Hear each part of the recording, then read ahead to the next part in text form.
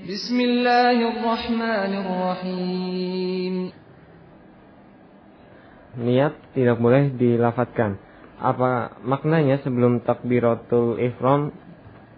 Sebelum takbiratul ihram tidak boleh mengucapkan dalam hati kalimat niat usolli fardu atau sunatan lillahi ta'ala. Kemudian kapan dan bagaimana bersolawat untuk Rasul yang disyariatkan? Dan berikutnya apa contoh bid'ah hasanah di masyarakat? Apa mujahadah asmaul husna, tahlilan dan yasinan termasuk bid'ah? Sekali lagi, niat tidak boleh dilafadzkan. Apa maknanya sebelum takbiratul ihram tidak boleh mengucapkan dalam hati kalimat niat usolli fardu atau sunatan seterusnya hingga lillahi ta'ala. Kemudian kapan dan bagaimana bersolawat untuk Rasul yang disyariatkan? Dan terakhir, apa contoh bid'ah hasanah di masyarakat? Apa mujahadah asmaul husna, tahlilan dan yasinan termasuk bid'ah? Kepada Ustaz Saifuddin kami persilahkan. Bismillahirrahmanirrahim. Pertama yang harus kita ketahui bahwasanya niat itu tempatnya di dalam hati. Nah, niat tempatnya di dalam hati dan bukan amalan anggota tubuh. Nah, oleh karena itu para ulama mengatakan ketika niat itu dilafadzkan, itu adalah perkara yang diada-adakan, karena niat itu adalah amalan hati, tempatnya di dalam hati. Maka ketika ada orang yang kemudian melafadzkan niat, berarti dia sudah keluar dari asal daripada niat yang itu di dalam hati yang dia lakukan dengan lesannya. Sehingga para ulama menyebutkan bahwa ini adalah amalan yang bid'ah, melafadzkan niat, karena asalnya ada di dalam hati, kemudian dia membuat tempat yang baru di lesannya. Dan juga karena amalan seperti ini, melafadzkan niat itu tidak pernah dicontohkan oleh Rasulullah Sallallahu Alaihi Wasallam. Apakah itu dilafadzkan dengan lesannya, ataukah itu dilafadzkan di dalam hatinya? Karena niat itu tempatnya di dalam hati, dan ini bukan suatu lafadz. Baik dia mengatakannya nawaitu usolli, ingin melakukan sholat atau melakukan wudu, atau yang lainnya, dia menyebutkan niat tadi, dilafadzkan niat tadi dengan lesannya, padahal itu sungguhnya adalah sesuatu yang tidak dilafadzkan, baik itu dengan lesan ataupun dengan hati, maka dia telah melakukan hal yang baru. Dan hal yang baru ini karena tidak sesuai dengan apa yang dicontohkan oleh Rasulullah Sallallahu Alaihi Wasallam, maka dihukumi oleh para ulama ini sebagai sesuatu yang bid'ah. Dan tidak benar kalau ada yang mengatakan bahwasannya melafadzkan niat ini disebutkan oleh Imam Syafi'i dalam kitab Al-Um. Tidak ada dalam kitab Al-Um penyebutan tersebut. Tidak ada penyebutan bahwasanya kalau ingin sholat mengucapkan nawaitu usolli. Kalau ingin mengatakan yang lainnya, nawaitu sauma ghadin misalnya, saya ingin berniat puasa besok. Atau ketika mau wudu mengatakan nawaitul wudu'a li raf'il hadatsil asghari, kalau mau wudu mengatakan saya meniatkan untuk wudu dalam rangka menghilangkan hadas kecil, dilafadzkan. Ini semuanya tidak dicontohkan oleh Rasulullah Sallallahu Alaihi Wasallam, baik dengan lafadz dilesankan atau dilafadzkan di dalam hati. Ini tidak pernah dicontohkan oleh Rasulullah Sallallahu Alaihi Wasallam, dan tidak pernah diterangkan oleh para ulama, tidak disebutkan oleh Imam Syafi'i. Yang benar bahwasanya ini bukan pendapatnya Al-Imam Asy-Syafi'i rahimahullah. Yang dilakukan oleh Rasulullah Sallallahu Alaihi Wasallam, beliau ketika mau sholat itu hanya mengatakan Allahu Akbar.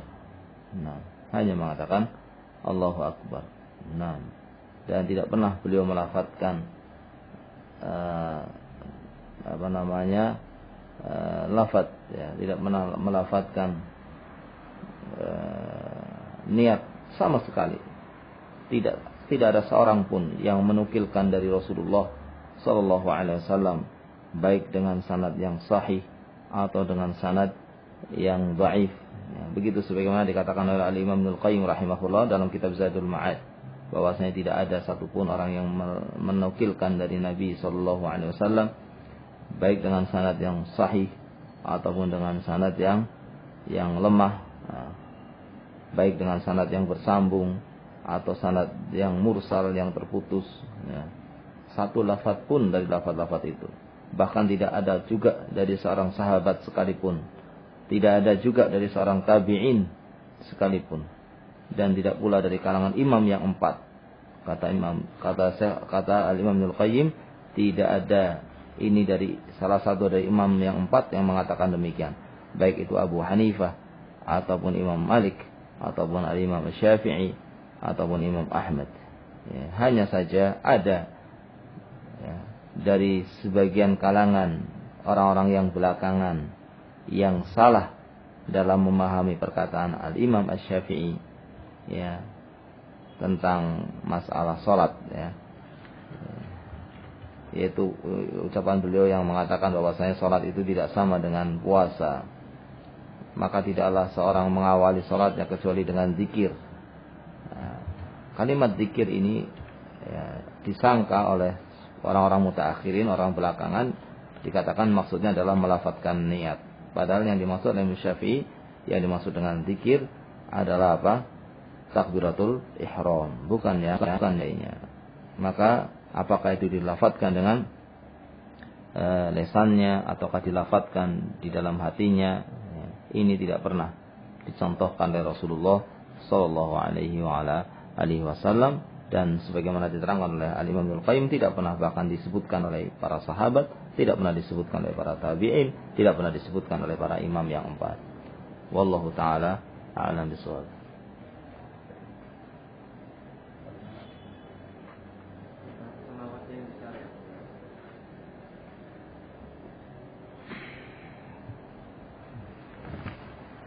Adapun berkaitan dengan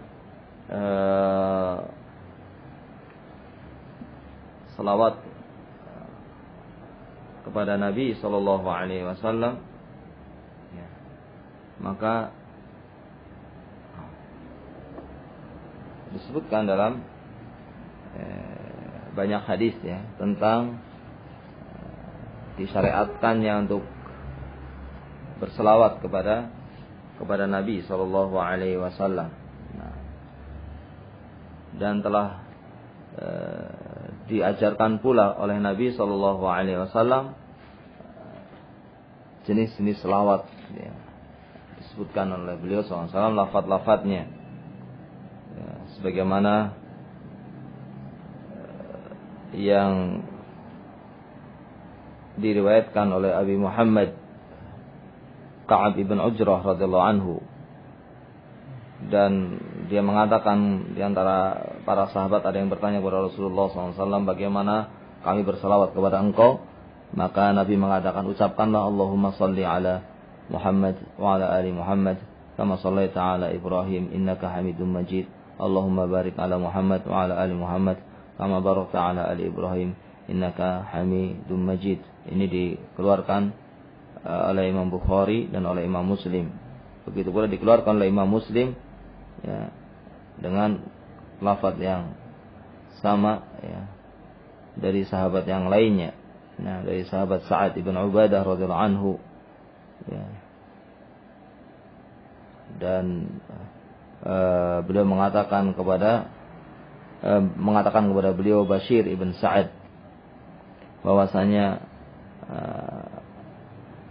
dia diajari bahwasanya Nabi sallallahu alaihi wasallam pernah mengajarkan tentang selawat, ya, dengan mengatakan Allahumma salli ala Muhammad wa ala ali Muhammad kama shallaita ala ali Ibrahim wa barik ala Muhammad wa ala ali Muhammad kama barakta ala Ibrahim innaka Hamidum Majid.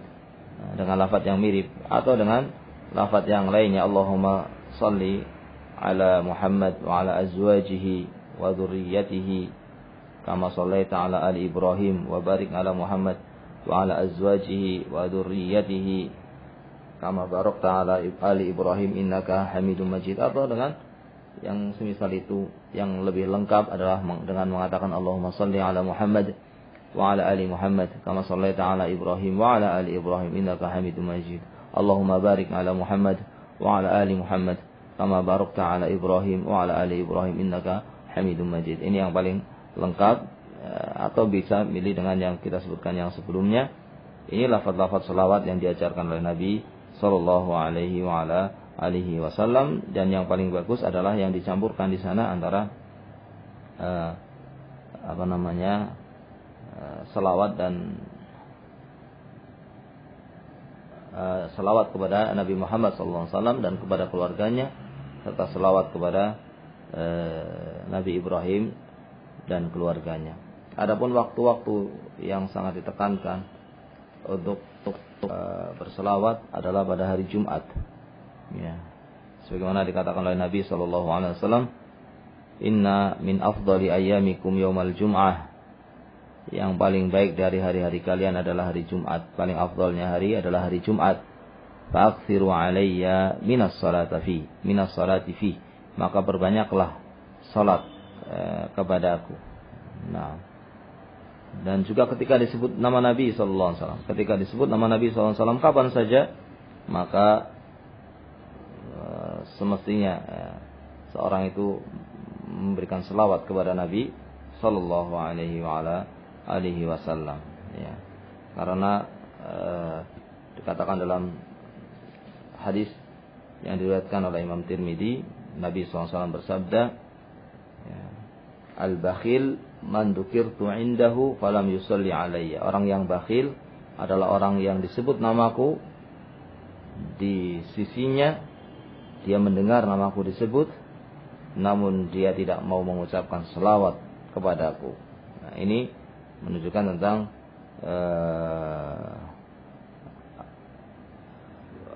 orang yang tidak mengucapkan selawat kepada Nabi SAW ketika disebutkan namanya, ya, ini orang yang tidak mendapatkan rahmat dari Allah Subhanahu wa taala. Nah, dia tidak mendapatkan pahala dari Allah Subhanahu wa taala, karena di sini ada perintah, ya, untuk menyebutkan selawat kepada Nabi ketika disebutkan nama beliau pada ketika dia mendengar nama beliau disebutkan. Nah, dan disebutkan pula dalam hadis yang lainnya, man shalla alayya salatan sallallahu alaihi biha asyra. Barang siapa yang berselawat kepadaku sekali, maka Allah akan berselawat kepada dia 10 kali. Nah, ini menunjukkan bahwasanya salawat dan salam kepada Rasulullah SAW itu akan menyebabkan turunnya rahmat Allah Subhanahu wa taala kepada orang tersebut. Nah, kemudian berkaitan dengan contoh-contoh bid'ah yang hasanah di masyarakat. Nah, Nabi SAW mengatakan kullu bid'atin dhalalah. Nabi mengatakan kullu bid'atin dhalalah. Nah, setiap bid'ah itu adalah dhalalah. Nah, maka tidak ada bid'ah yang hasanah, ya. Memang secara umum, ya, para ulama ada yang menyebutkan bahwasanya bid'ah itu ada berkaitan dengan masalah ibadah dan ada berkaitan dengan masalah dunia. Nah, yang sesat tentunya adalah bid'ah dalam masalah ibadah. Semua bid'ah dalam masalah ibadah itu sesat. Adapun dalam masalah dunia, maka perkara-perkara yang baru dalam masalah yang berkaitan dengan dunia, maka ini tergantung dari niatnya, niat orang tersebut melakukannya. Ya, kalau orang tersebut melakukannya untuk niat yang baik, maka ini bid'ahnya menjadi baik. Kalau niatnya untuk kejelekan, maka ini bukan sesuatu yang baik. Nah,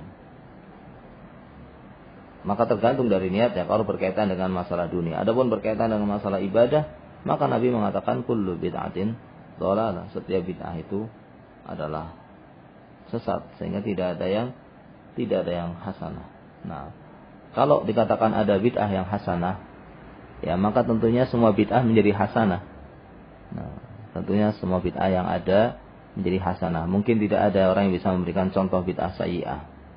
Nah, kalau bid'ah hasanah. Nah, maka apa yang dicontohkan di sini yang ditanyakan tentang masalah mujahadah asmaul husna, kemudian tahlilan, yaitu artinya di sini tahlilan itu artinya